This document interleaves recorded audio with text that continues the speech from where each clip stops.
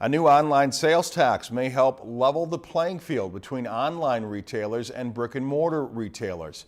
Under the changes, consumers will begin paying a sales tax for everything from e-books to ringtones.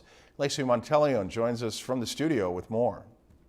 Well, the sales tax will impact online businesses located in Minnesota. Many businesses that do not rely on online sales have applauded the move as a step in the right direction, while others say an online sales tax really needs to be regulated by the federal government.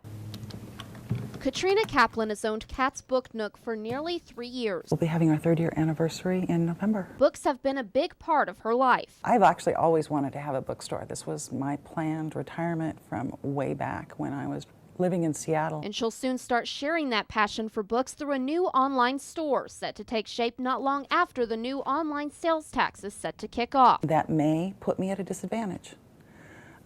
Small businesses have enough of a disadvantage against the big retailers. The new online sales tax will just target businesses based in Minnesota. But what about online retailers like Amazon? That retailer is not technically located in Minnesota, and they announced last week that they're cutting ties with their associates based in Minnesota, so they will not have to collect a sales tax. Oh, but that sales tax just applies for books. Newspapers and magazines are exempt from the sales tax. That's right, but movies, music, and even the ringtone on your cell phone are not exempt. It's going to take the federal government to move in and help us on that, because it's going to need a formula involving all the various state sales taxes. But until the federal government begins moving forward with the Marketplace Fairness Act, Purcell says Minnesota is taking the necessary steps. We started down the road that many states and arguably all states will end up on the same path. Back at Kat's Book Nook, Kaplan wonders if even federal legislation would make a difference. It seems to be written more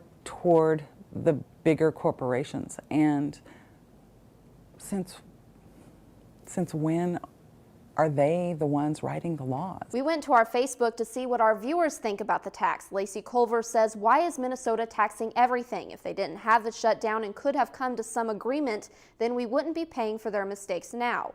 Jimmy Pitchner disagrees and says the tax evens the field for local retailers. And Teddy Murray says the tax doesn't really bother me. I shop online for convenience, not because tax is not included.